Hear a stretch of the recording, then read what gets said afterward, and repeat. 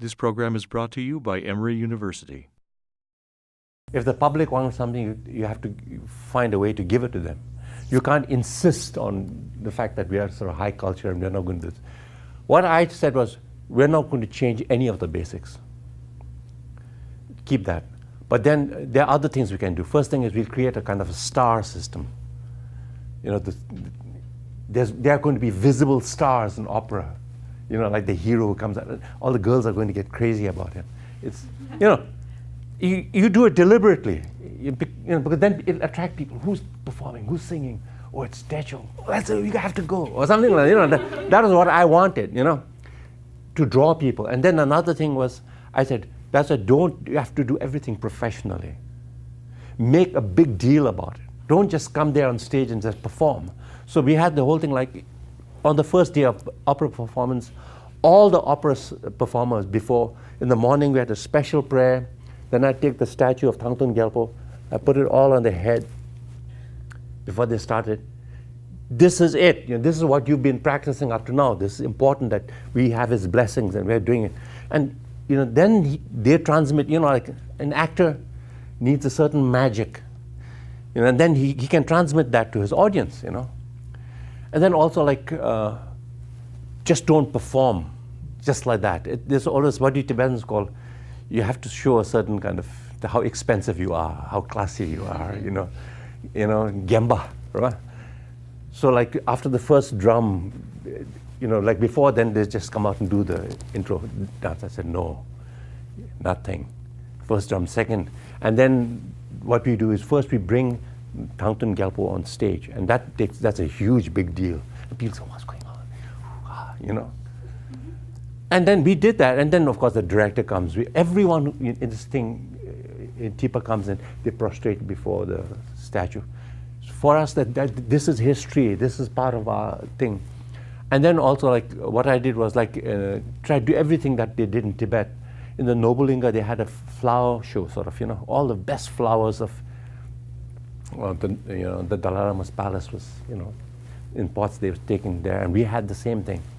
Then we also I printed programs for Tibetans to understand the story in English and Tibetan also, Then I did like circus thing, concessions, get, the opera mask, that hunter's mask, print it in paper for the children to wear.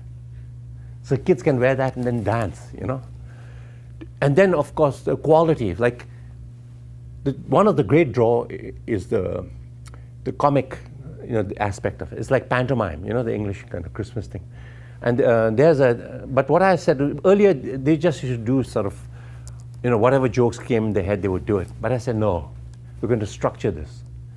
These jokes have to, people have to talk about it for days, So it has to have meaning, it has to be social commentary.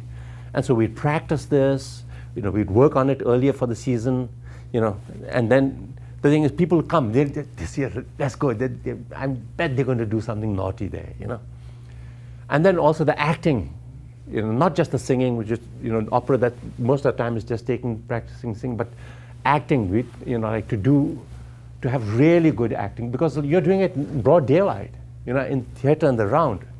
And one actor has to be able to, dominate that entire audience.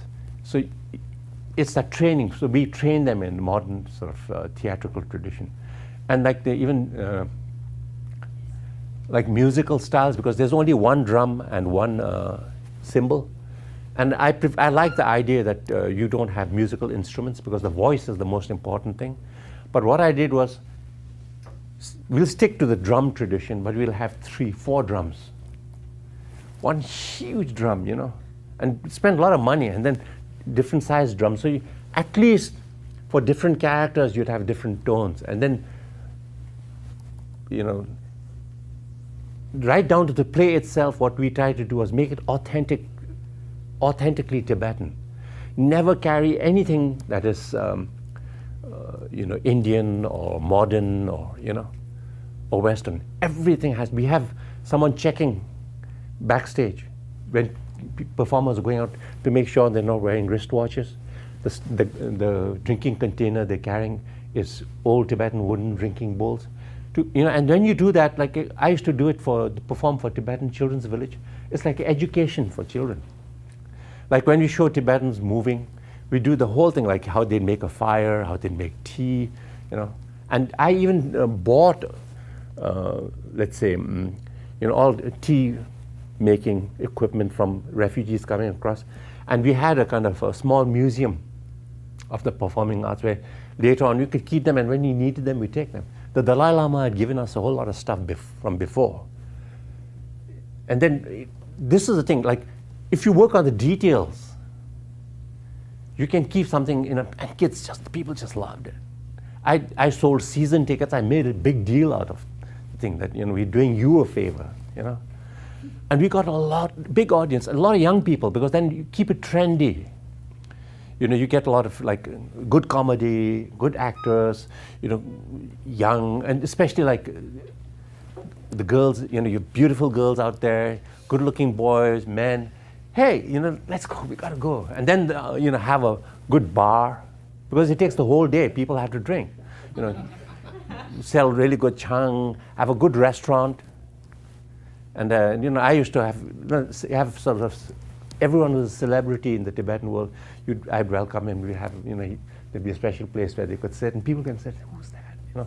It's like, it has to be a scene. Huh? And that's, I think it's really important to do that. It's not selling out, The main thing in the end is you get young people in, and then after a while they get into the music. They get in, you can't force people to like a certain singing style, You just have to get them there and expose them to it enough that after a while they'll do it on their own. And they'll remember, it's memorable.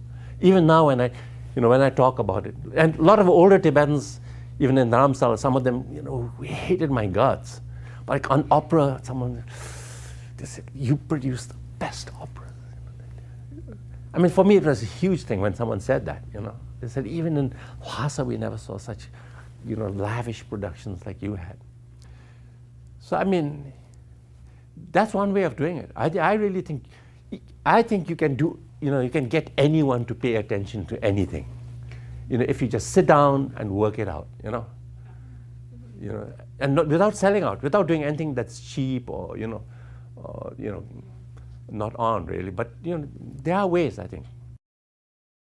The preceding program is copyrighted by Emory University.